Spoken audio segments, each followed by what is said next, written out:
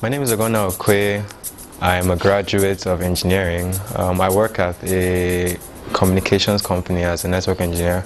I like working, so I felt that on the weekends is a waste of 2 days. So let me try and see how I can benefit from using those extra 48 hours in a week. I am the founder of Wolf Care Services. It's a dog or pet business that deals with taking care of pets. For instance, just in case maybe a pet needs going to the vet, food, washing, those type of things. That's what I plan on starting as a business.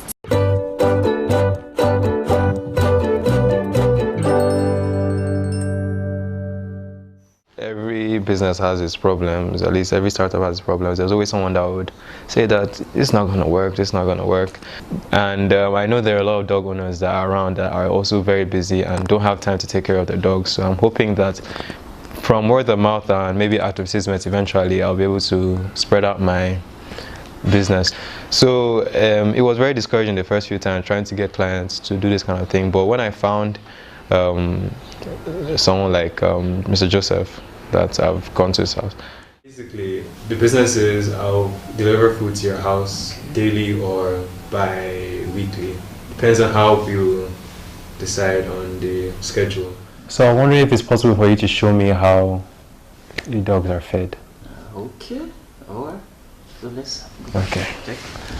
It was really nice. At least he has 3 dogs, so feeding them is not really that easy like that, but he showed me how he does his own. So I guess maybe as time goes on, I'll be more experienced in how to feed them. And funny thing is, I don't even have a dog. I don't have pets. So, the only pet I've ever had was a bunny, and it died in 1 week. So it's a learning stage for me as well. I'm trying to, from the clients I'm getting, at least I'm getting more and more confidence in what I am doing.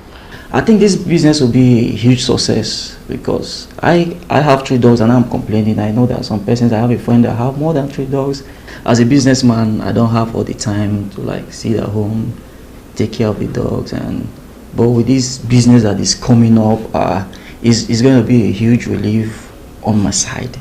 Everyone that wears dog will know what it takes to feed dogs and feeding them mature dogs. Like the one I have, 3 dogs at a go, and it's something else.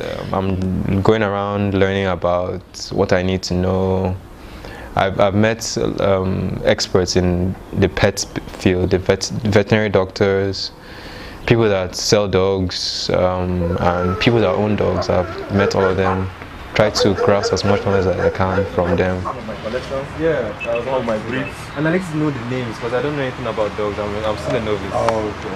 Let me take you around. Okay.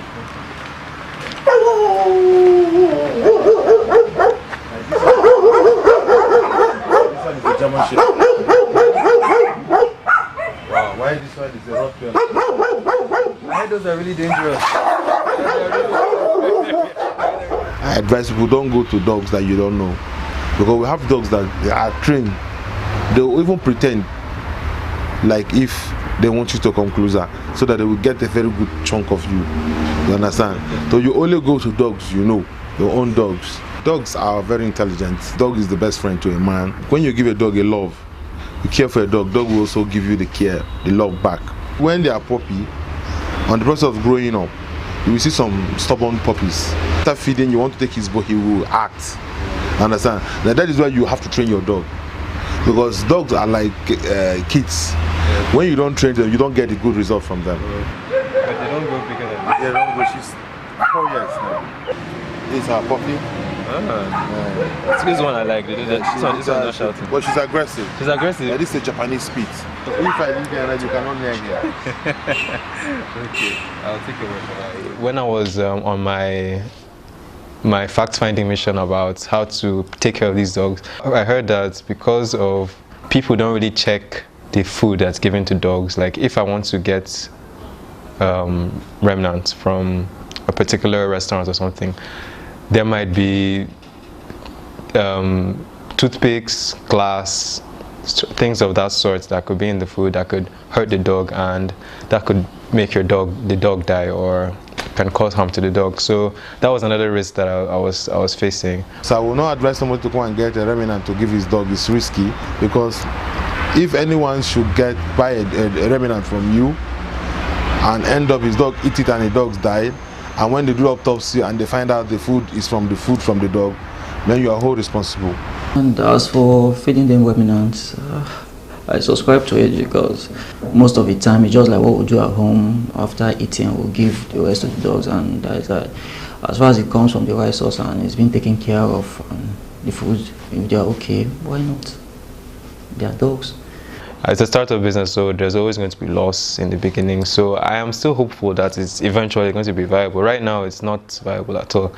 Because of, when I wanted to start, it was when there was, the petrol price was, at least was cheaper than how it is now. From what I was calculating, I could get a reasonable profit from it, but now petrol is a lot more expensive, so the profit is reduced drastically. I also think maybe there will be an application that I can develop on my own.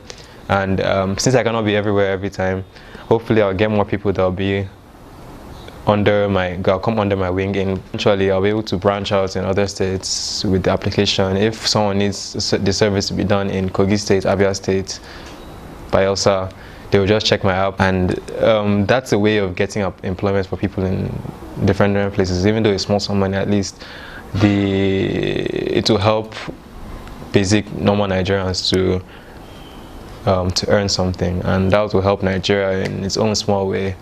If I do my due diligence, I'll be able to succeed. And it's, even if I do fail eventually, at least I know I've tried my best in whatever I am doing, and hopefully if it does work out, at least I would have impacted some people's lives. I would have met a lot of people, and I don't know where that would take me as well. So hope Wolf Care Service, Wolf Care Services eventually hits off, and if it does, I will really be happy.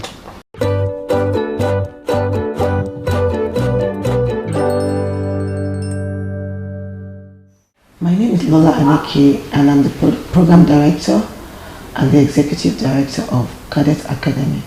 When I wake up in the morning, I take care of my kids and get them ready for school. Actually, I take care of one who is of school age. I get her ready for school, and then we leave home together. I drop her off at school, and then I get to work at about 8 o'clock. Cadet Academy means Comprehensive Autism and Related Disabilities Education and Training Academy. That's cadets. When you think of Cadet Academy, what comes to your mind is providers of what class special education services for all children living with autism and other related disabilities such as ADHD, cerebral palsy, Down syndrome, learning disabilities, just to name a few. We provide education for these individuals, and we also train individuals who want to work with these children. We train their parents and whoever is interested in working with children with special needs. Give me square. Wow, someone is smart. Great job. And what is this? Apple. Good job.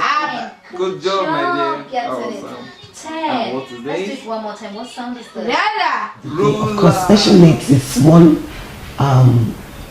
profession that is highly sought for, even in developed countries. So in the US, when I was done with my study and my certification, I got a job offer with the county I was working with to stay back and work with the kids with special needs back in the US. But I rejected the offer and wanted to come back home, not because the money or the pay wasn't good, but because the reason I actually went there was because I knew we needed such profession in Nigeria, and I didn't want to just get caught up with all of the fanciful things back there.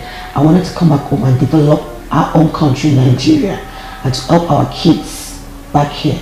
So that's one of the main reasons why I came back home, and it's also my passion to work with children with special needs. So I had all it took, and I wanted to be back at home in Nigeria to develop our country. And getting back home, it was more like we were not ready for that. I tried to seek employment in different schools, but I couldn't fit in. So I decided to start something of my own.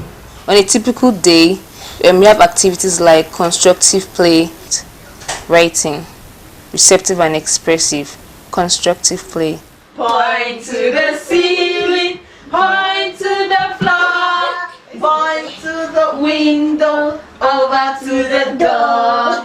Clap your tiny hands, go! 1, 2, 3. Gently put them on your knees. Also, during constructive play, if the child plays appropriately, either as an individual or in a group, if he does well, he gets a good tick, and then he gets a reward afterwards, which is a star. This helps us to monitor the child's behavior. I've learned so many things. Working with them, it's been quite challenging, but it's been an experience. I won't trade it for anything. Early intervention, work with kids. I work with one kid in particular at a time. I was trained by my boss, Mrs. Lola Aneke, and working with her has been really helpful. She's knowledgeable in the field, considering she had her master's in special education, and she's open to help wherever we are in need. Trainings come in every now and then, and whenever you have questions, she's open for discussion. She puts us through whenever she sees lapses and all of that. I have a master's of art in teaching special education. I'm also certified in the state of North Carolina in the United States. So I'm a certified special educator. My professional membership includes the Council for Exceptional Children, which is CEC in the United States. I'm a member of the American Speech, Hearing and Language Association in the United States. I'm a member of the Division for Learning Disabilities and also a member of the International Providers of Special Education in the United States. So when you're talking about qualification in this field, I'm well qualified to work with children with disabilities. Most teachers I see around, they are doing good as regular teachers. But when it comes to relating with kids with special needs, they don't have any idea.